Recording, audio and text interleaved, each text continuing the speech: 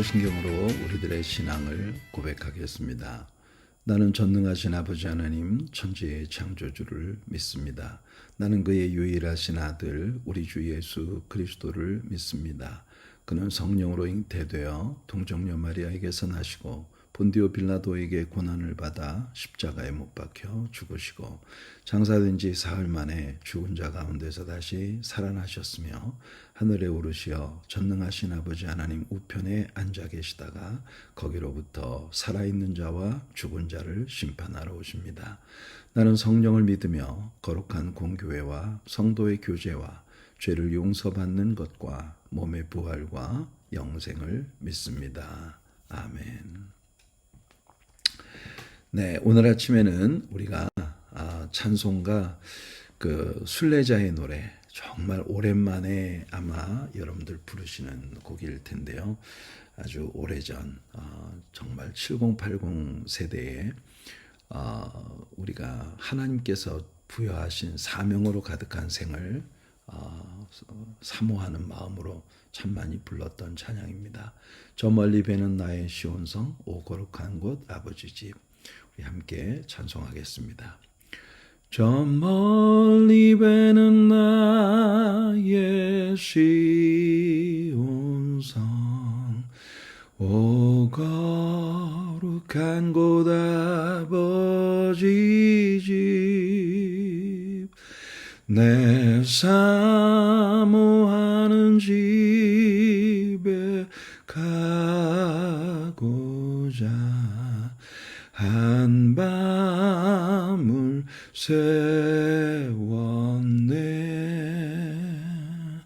저 망망한 바다 위에 이 몸이 상할지라도 오늘은 이곳 내일은 저곳 주 복음 전하리 아득한 나의 갈 길 다가고 저 동산에서 편히 쉴 때 내 고생하는 모든 일들을 주께서 하시리 빈들에 나 사막에서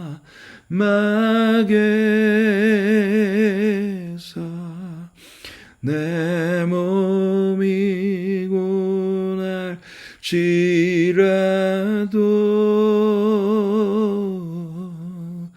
오 내 주 예수 날 사랑하사 날 지켜 주시리.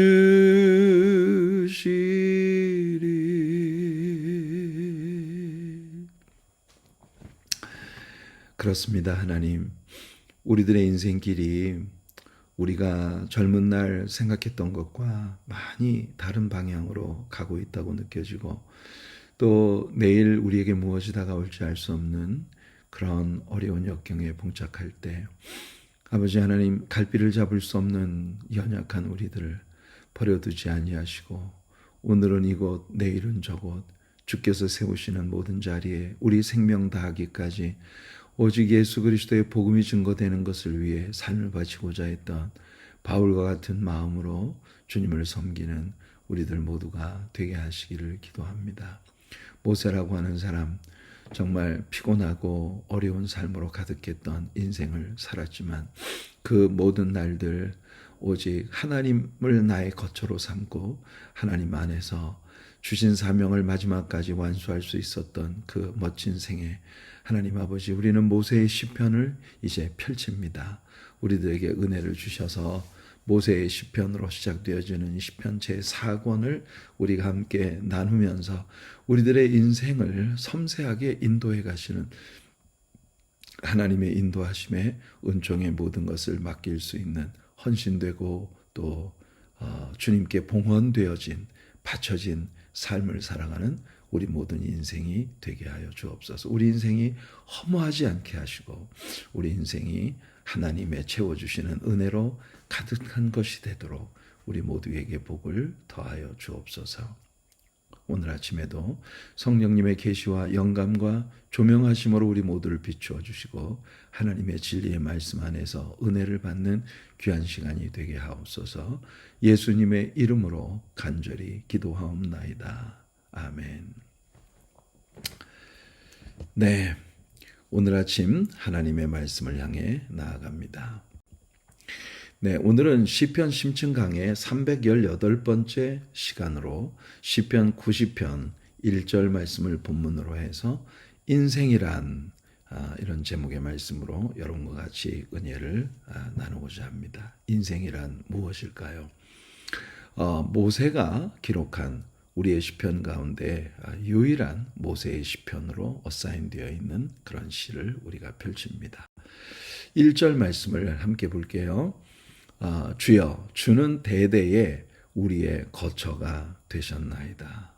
정말 멋진 그런 고백입니다. 시편 90편은 주로 우리가 장례식에서 많이 암송하고 또 나누게 되는 그런 시편입니다. 우리 인생이 강건하면 우리의 인생, 우리에게 주어진 생애가 70이고 혹시 건강하면 80 이지만 우리의 인생이 수고와 슬픔뿐이고 신속히 아주 날아가는 것 같이 지나가는 것이 우리들의 인생이다. 이런 모세의 이 시편, 그래서 우리에게 남아있는 날을 계수할 수 있는 지혜를 우리에게 가르쳐 달라는 이 시편 90편에서의 모세의 그 시로 인해서 사실 이 시는 장례식에 많이 불려지게 되는 그런 그 시편입니다만 이 시편 속에서 모세는 아주 심오한 인생에 대한 그의 고찰을 우리들에게 보여주고 있는 그런 시라고 하겠습니다. 1절 말씀이 주여, 주는 대대에 우리의 거처가 되셨나이다. 이렇게 고백하고 있죠.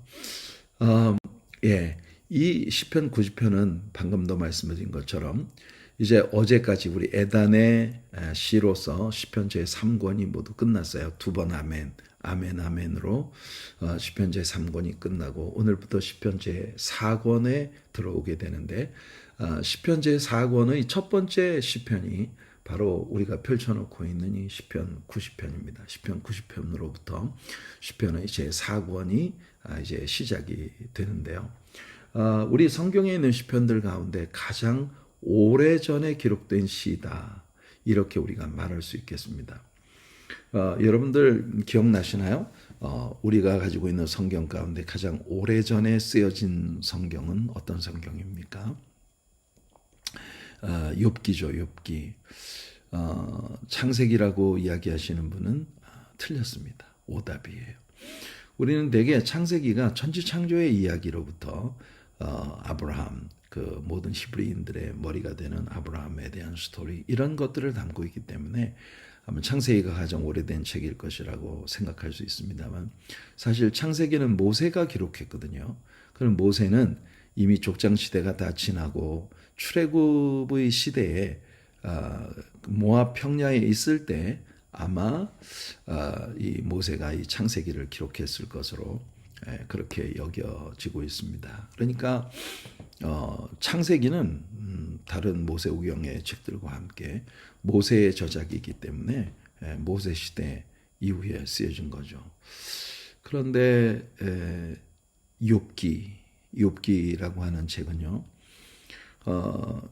족장 시대의 이야기를 직접 다루고 있는 그런 말씀입니다. 욥기. 욥은 그 아브라함과 이삭과 야곱과 같은 족장 시대의 인물이에요. 그러니까 성경의 역사의 스테이지에서 상당히 초창기에 일어난 일을 기록하고 있는 책이기 때문에, 그래서 욥기가 가장 오래전에 기록된 책이다. 지금 제가 말씀을 드리는 건 뭐냐 하면은 시편들 가운데, 성경에 기록된 시들 가운데 가장 오래전에 기록된 시가 바로 이 시편 90편일 것이다. 왜냐하면 이 시편은 모세의 시로 사인되어 있기 때문입니다.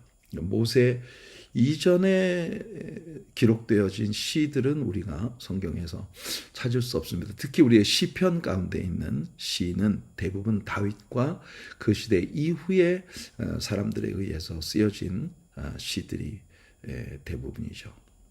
이제 오늘 시편 90편은 모세의 시이기 때문에 아마도 성경에 기록된 시들 가운데에는 가장 오래된 시일 것이다.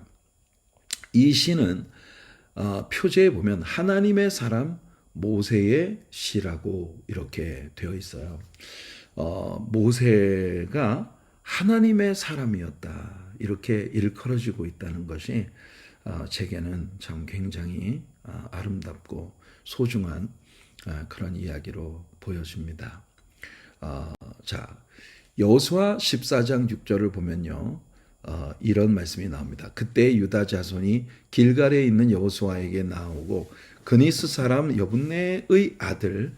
자, 제가 이 한국에 와서 파워포인트를 만들 때 카피 앤 페이스트를 할 수가 없어요. 왜냐하면 성경에 제가 지금 가지고 있는 랩탑 컴퓨터에 성경을 인용할 수 있는 프로그램을 제가 갖고 있질 않아서, 그래서 제가 직접 모든 말씀을 타이핑을 다 해서 넣었기 때문에 예전에는 이걸 사용할 줄 몰라서 제가 한국에서 라이브로 방송을 할 때에는 여러분들에게 성경 구절이니 뭐 아무것도 보여드리지 못하고 그냥 얼굴만 보여드리면서 예배를 했는데, 이번에 한국에 나와서 또 계속해서 많이 연구하고 또 많은 것들을 이제 새로 배우고 하다 보니까 지금 이렇게까지 여러분들에게 이 예배를 실황으로 여러분들에게 보여드릴 수 있는 이런 이제 테크닉을 또 많이 익혔어요. 그런데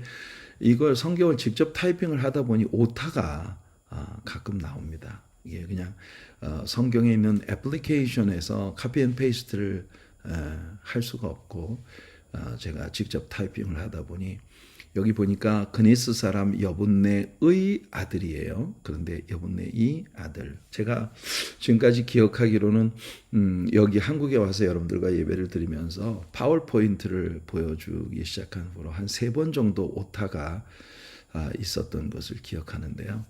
이것도 타이포입니다. 여분네의 아들 갈렙이 여호수아에게 말하되 여호와께서 가데스 바네아에서 나와 당신에게 대하여 하나님의 사람 모세에게 이르신 일을 당신이 아는 바라. 물론 여러분 지금 이 구절을 읽어드리면 이 구절이 무엇을 의미하는지 바로 여러분들은 아시겠죠. 갈렙이 여호수아에게 나와서 모세가 자신에게 어사인해 주니 헤브론 산지를 내가 가서 싸워서 쟁취하겠다. 이 모세가 나에게 허락한 그 유산을 기업을 내가 클레임 하게 해달라고 허락을 구하는 그런 말씀입니다. 이때에 갈렙과 여호수아의 이 대화 속에서 갈렙이 모세를 일컬어 하나님의 사람 모세에게 이르신 일을 당신이 아는 바라. 하나님의 사람이라는 그런 호칭으로 모세를 부르고 있는 그런 모습을 우리가 봅니다. 그러니까 모세는 자기 시대에 그리고 자기가 떠나고 난 후에도 그 뒤에 세대가 그분은 정말 하나님을 사랑했고 하나님께서 기름 부으신 소명을 끝까지 완수하려고 했었던 하나님의 사람이야 라고 하는 인식을 그 시대 사람들 그리고 모세 후대의 사람들이 가지고 있었다는 것을 우리들에게 보여줍니다. 바울 사도는 밀레도에서 에베소의 장로님들을 초청해 놓고 내가 너희들과 3년 동안 있으면서 너희에게 보여준 모범을 너희들은 따라라 이렇게 얘기를 했던 것이 저는 사역자로서 가장 부러운 그런 이야기 중에 하나입니다. 나는 하나님께서 내게 주신 하나님의 full counsel, 하나님의 whole counsel, 하나님께서 나에게 주신 모든 말씀을 나는 너희에게 다 전했다. 그러므로 너희들의 피에 대해 나는 깨끗하다. 바울은 이렇게 말할 수 있었어요. 한 사명자가 나의 달려갈 길과 주 예수께 받은 사명, 하나님의 은혜의 복음을 증거하는 일을 마치려 하면 나의 생명조차 조금 더 귀한 것으로 여기지 않는다라고 말했던 그 말과 함께 오늘 이 모세라고 하는 사람이 자기의 일생을 살고 세상을 떠난 후에 그 후대에 남겨진 사람들이 모세를 추억하며 그분은 정말 하나님의 사람이었어 라고 이야기하고 있는 그런 모습을 보면서 저도 이제 곧 은퇴를 앞두고 있는 그런 사람으로서 여러분들과 함께하는 저의 사역자로서의 생을 어떻게 마무리 지을까 하는 것들을 생각하며 정말 나를 추억하는 모든 사람들이 그 목사님은 하나님의 사람이었어 라고 하는 이런 생각을 가질 수 있다면 얼마나 소중하고 아름다울까 이런 생각을 진지하게 해보게 됩니다. 얼마 동안을 여러분과 제가 함께 할 수 있을지 모르겠지만 남아있는 이 시간을 정말 하나님의 사람으로 교회의 유익이 되고 여러분들 모두에게 하나님의 복을 끼치는 그런 사람으로 정말 서고 싶다는 그런 간절함이 마음속에 있다는 것을 이 말씀을 빌어 고백을 합니다. 하나님의 사람으로 모세에 대하여 모세에게 가장 그 측근이었던 여호수아, 갈렙 같은 이런 인물이 모세를 추억할 때 그는 하나님의 사람이었다라고 하는 이런 추억을 가지고 있다는 것이 참 귀한 일이죠. 그러면서 믿음으로 하나님께서 내게 주신 그 유업을 내가 차지하겠다. 이때 갈렙의 나이가 85세인데 나는 출입하는 일이나 싸우는 일이나 모든 것에 능하기 때문에 내가 능히 가서 하나님이 내게 주신 유업을 차지하겠다. 이제는 전쟁의 끝무렵이기 때문에 사람들이 누구나 손 안 대고 코 풀고 싶은 그런 마음이 가득했던 시대예요. 이미 차지한 유업을 나에게 내 기업으로 주기를 바라는. 그런데 이 헤브론 산지는 가나안 사람들이 마지막까지 목숨을 걸었던 우리나라 6.25 전쟁의 백마고지 같은 그런 개념의 전쟁 격전지였거든요. 그런데 그런 땅을 나에게 달라. 내가 가서 싸워서 쟁취하겠다. 이런 정말 믿음을 가지고 클레임하고 있었던 갈렙의 모습이 참 위대한데요. 그런 갈렙과 여호수아 같은 믿음의 사람들이 추억하는 모세는 하나님의 사람이었다. 우리가 알고 있는 대로 모세라는 사람이 그렇게 뭐 성격적인 결함이나 뭐 이런 것이 전혀 없는 인물은 아니었어요.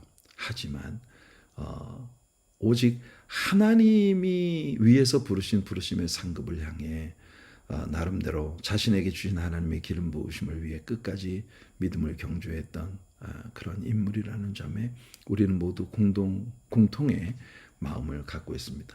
어떻든 이 시는 하나님의 사람 모세의 시라고 사인이 되어 있어요. 참 아름답죠.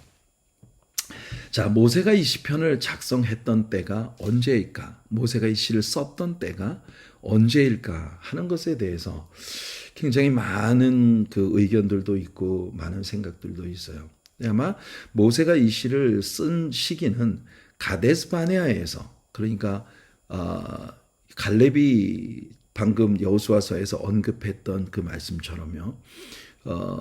이 가데스 바네아에서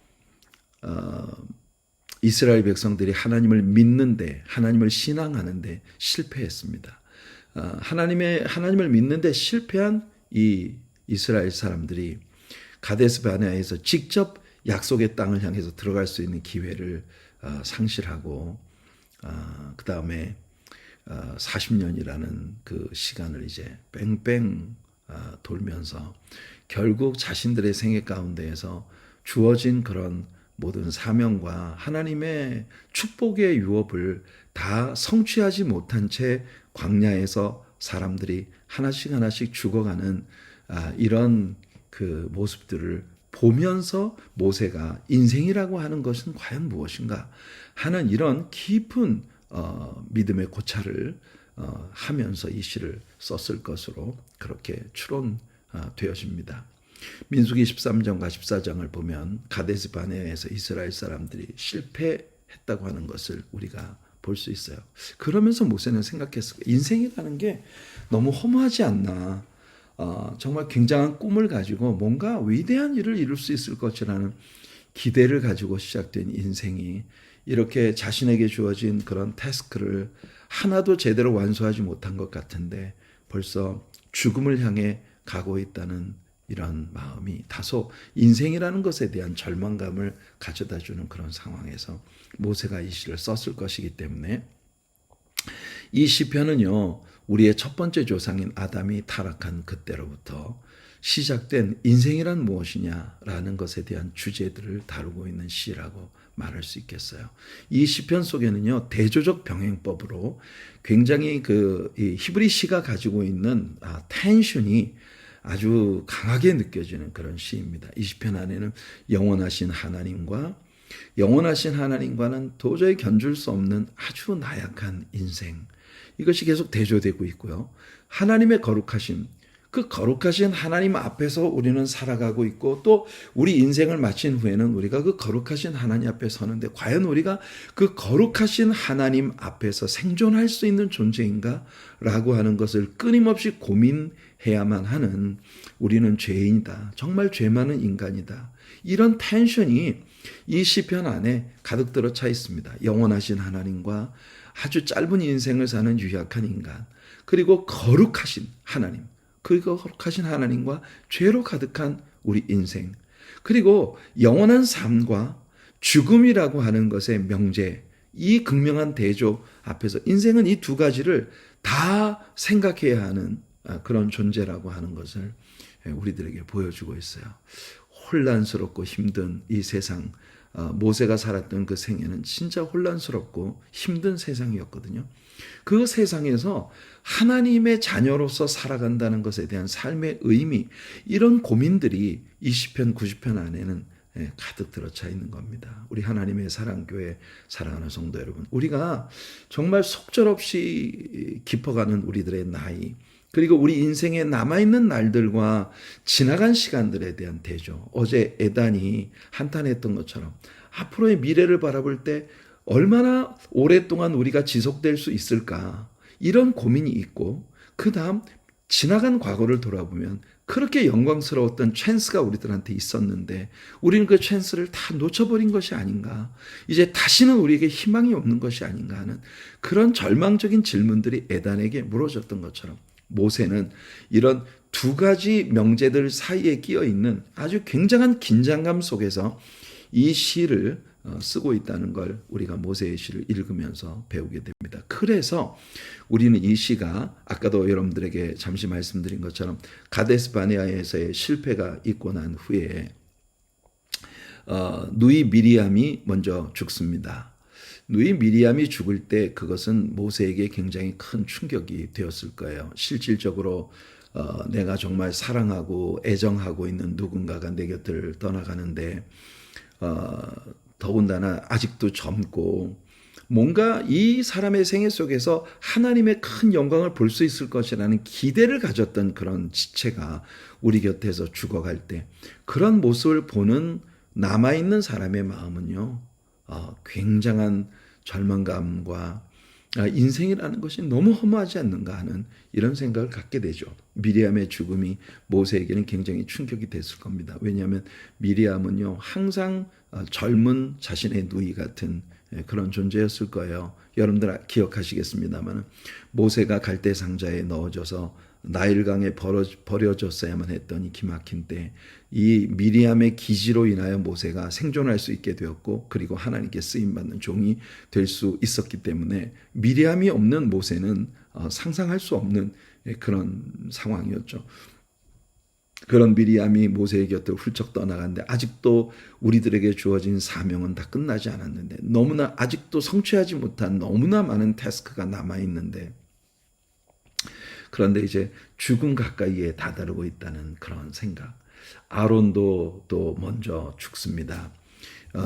이 아론의 죽음에 대하여 성경이 우리에게 들려주는 이야기를 보면 모세가 아론의 죽음을 다 뒷정리를 해주고 모든 백성들과 함께 아론을 위해서 애곡하는 그런 시간을 애도의 기간을 보내는 그런 모습을 봅니다.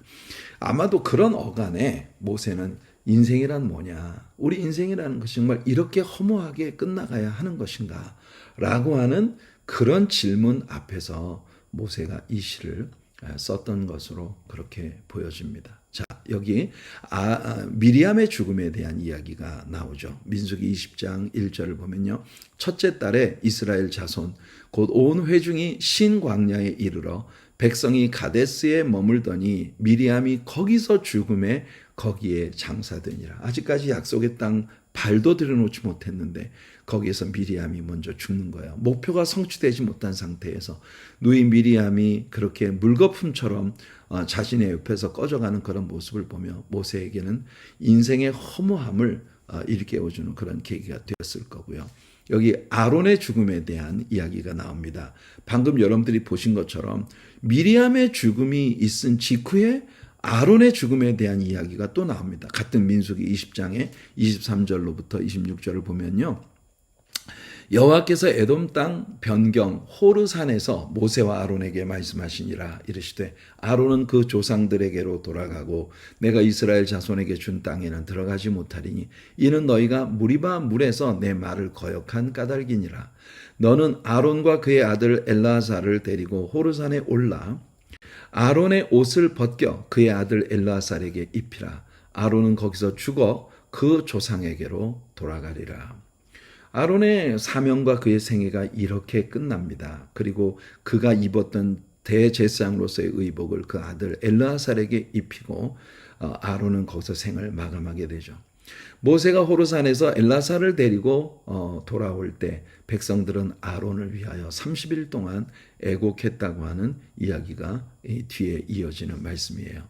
삶과 죽음에 대한 많은 생각을 모세는 당연히 이때 했을 것입니다. 왜냐하면 삼총사였잖아요. 미리암과 모세와 아론이 이스라엘 백성들을 예언자들로서 또는 그 정치적, 종교적, 영적 지도자로서 이스라엘을 이끌며 여기까지 왔는데 그들에게 주어진 사명이 아직도 성취되지 않았는데 당연히 이 두 미리암과 아론의 죽음 그 사이에 모세와 아론이 백성들에게 분노해서 이 그 무리바 사건으로 말미암아 그들도 약속의 땅에 들어갈 수 없다. 약속의 땅의 진입을 거절당하고 난 후에 결국은 모세도 결국 그에게 주어졌던 모든 사명을 완수하지 못한 채 느보산으로 오르게 되지 않습니까?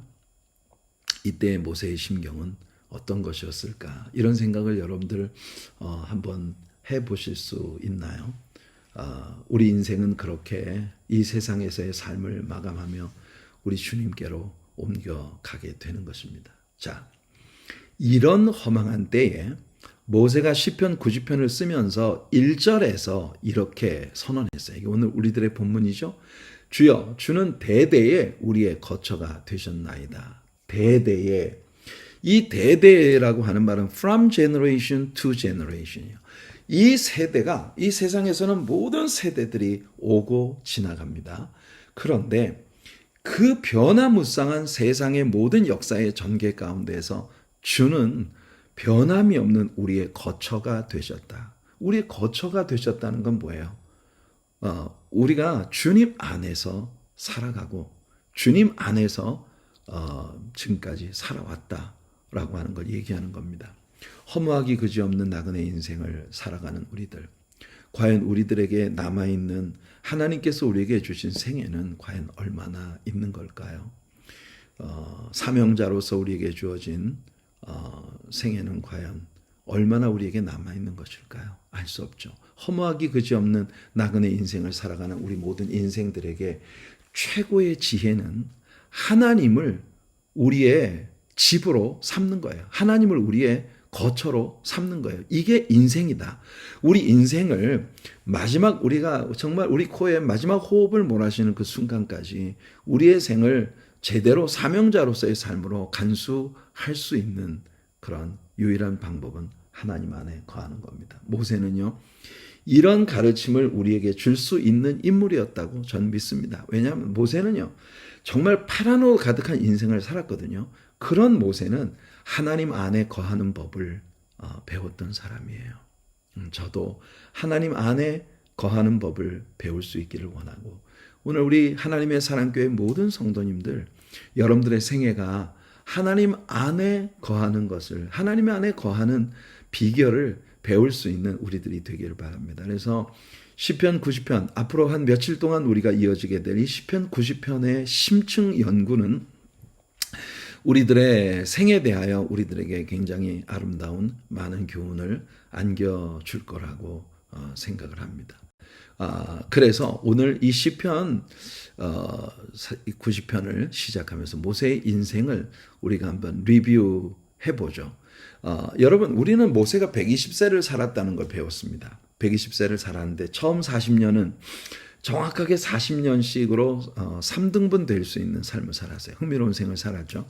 처음 40년은 바로 왕의 공주의 아들로 입양되어져서 바로 왕의 궁궐에서 왕자로서 바로의 후계자로서 굉장한 그런 그 인물로 40년을 보냈습니다. 그러다가 바로의 궁궐에서 쫓겨나고 난 후 두 번째 그의 인생의 40년은요. 아주 참담하게 그가 사명자로서 가졌던 모든 자존감을 다 내려놓고 그냥 이방 사람 미디안의 그 이드로라고 하는 사람의 사위가 되어서 그 처가살이를 40년 동안 하면서 완전히 하나님께 기름 부음 받고 부름 받았었던 그런 모든 소명을 다 상실한 사람처럼 그렇게 헤매면서 살았던 40년이 있었어요. 그 40년의 끝자락에 하나님이 모세를 다시 내가 너를 히브리 민족들에게로 보낸다라고 부르심을 주실 때 모세는요, 나는 아무것도 할 줄 아는 게 없는 사람입니다. 처음 40년은요, 하나님이 나를 통해 이스라엘 백성들을 구원하실 거라고 믿었어요. 이게 우리가 사도행전 7장에 나오는 스데반의 설교에 보면 그렇게 말을 합니다. 모세가 40세가 되었을 때 하나님이 바로 이 때를 위해서 나를 바로의 궁궐에 보존하신 것이다라고 믿었다는 거거든요. 그런데 그 실패하고 난 다음에 두 번째 40년을 이렇게 처절하게 자존감을 잃어버린 그런 아주 불쌍한 모세의 모습으로 살았습니다. 그러나 그 모세를 하나님이 호렙산 불꽃 가운데 다시 부르셔서 그에게 남아있는 마지막 40년을 하나님의 영광을 위해서 쓰임받는 그런 인물이 되게 만들어 주신 거죠. 우리들에게 마지막 40년, 우리는 뭐 모세처럼 120세를 살 수 있는 사람들이 아니기 때문에 아무리 100세 시대라고 하더라도 저는 생각합니다. 나이 20살에 목회를 시작을 해서 이제 곧 정년 은퇴를 앞두고 있는데 참 제가 어떻게 그 우리 성도님들을 마지막으로 섬기고 그리고 우리 교회의 가장 좋은 유익을 위해서 이제 여러분 곁을 떠날 것인가 하는 것을 굉장히 많이 고민을 하고 깊은 생각을 하게 되는데 어떤 수순을 밟아가게 될지 그 이후에 나에게 다가오는 생은 내가 어떻게 보내게 될 것인가 하는 그런 참 깊은 고민을 합니다. 모세에게 남아 있었던 마지막 40년, 그 마지막 40년 같은 생애가 제게도 다가오지 않겠어요? 여러분들 모두에게도 그런 생이 기다리고 있습니다. 하지만 우리는요, 모세 인생이 쉽지 않았다는 걸 뭐 당연히 단번에 우리가 깨닫게 됩니다. 왜냐하면 여러분 생각해 보세요. 사람이 굉장히 거친 인생을 살아온 사람들은요, 생각하는 것도 거칠고 태도도 거칠고 굉장히 아주 정말 와일드하고 터프하고 러프한 이런 스타일의 삶을 살게 되죠. 여러분 모세가 섬겼던 광야에서의 이스라엘 백성들은 있잖아요. 400년 동안 종살이를 한 400년 동안 노예살이를 했었던 사람들이에요. 그러니까 400년 동안에 그 말로도 할 수 없는 노예의 삶을 살았던 그 사람들의 삶의 사고와 태도가 얼마나 거칠었겠는지. 여러분 우리는 모세가 40년 동안 이스라엘 백성들을 이끌고 가면서요. 수도 없이 돌팔매를 당할 뻔했던 그런 위기를 만났던 걸 기억합니다. 툭하면 모세 멱살을 잡고 툭하면 모세를 향해서 돌을 던지려고 하던 거친 사람들. 그 거친 사람들을 섬기는 정말 쉽지 않은 인생을 모세가 살았을 거예요. 그렇지만 결국 모세는요, 하나님께서 그에게 주신 사명이 끝나는 시간까지 그 사명을 잘 감당했던 사람입니다. 쉽지 않았지만, 모세의 인생은 결코 쉽지 않은 인생이었지만 아름다운 승리로 장식되어진 그런 삶이었다. 이렇게 우리가 볼 수 있어요. 앞으로 시편 90편을 이야기하면서 이 부분에 대한 여러 가지 얘기들을 같이 좀 나눠보도록 하겠습니다. 자, 오늘의 적용 말씀은요. 히브리서 11장 24절로부터 26절까지 모세에 대한 히브리서 기자의 이야기입니다. 믿음으로 모세는 장성하여 바로의 공주의 아들이라 칭함받기를 거절하고 도리어 하나님의 백성과 함께 고난받기를 잠시 죄악의 낙을 누리는 것보다 더 좋아하고 그리스도를 위하여 받는 수모를 애굽의 모든 보화보다 더 큰 재물로 여겼으니 이는 상 주심을 바라봄이라. 모세가 인생을 살면서 굉장히 거칠고 힘든 삶을 살았지만 모세는요, 하나님의 임재 안에서 살았습니다. 하나님이 모세의 삶의 거처였어요. 우리들도 그런 생애를 살아갈 수 있는 우리들이 되길 바랍니다. 모세가 생각하는 인생이란 무엇인가? 대대로 주님을 거처로 정하는 그런 삶이 바로 하나님께서 정하신 인생이다. 바로의 공주의 아들됨을 거절하고 하나님의 백성과 함께 고난받기를 잠시 죄악의 낙을 누리는 것보다 더 좋아해서 그리스도를 위하여 받는 수모를 애굽의 모든 보화보다 더 큰 재물로 여겼다는 모세의 삶. 우리들 모두의 삶 속에 그 모세와 같은 삶의 철학이 이번 시편 90편을 공부하면서 아주 섬섬옥수 우리 삶 속에 수놓아지는 그런 우리들의 생이 되기를 간절히 소망합니다. 거룩하신 우리 하나님 아버지, 모세의 시편 90편을 펼쳤습니다. 우리가 항상 죽음이라는 명제 앞에 다다를 때에야 비로소 펼치게 되는 시편 90편. 오늘 우리는 우리 인생길을 걸어가면서 모세와 같은 그런 텐션이 가득한 그런 삶에 서 있습니다.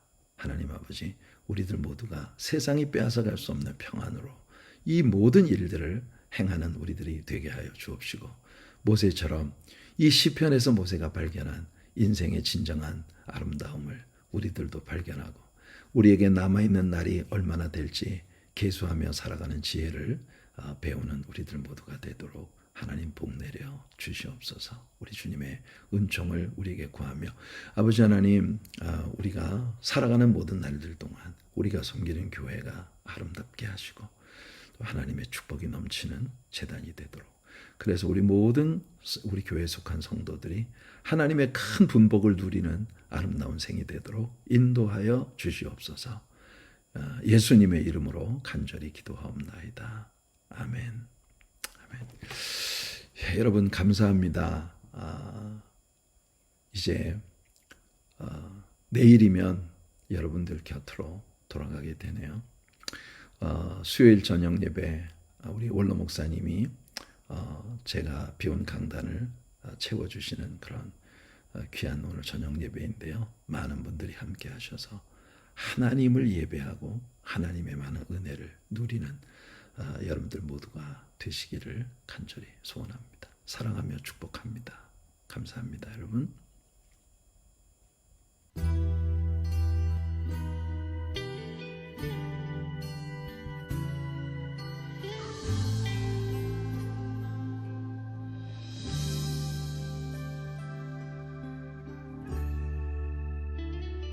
이렇게도 아름다운 사랑 나에게 주신 주님께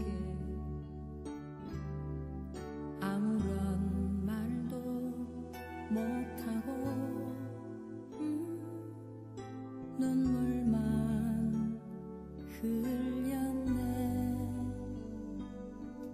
너무 슬펐던 그 기억들,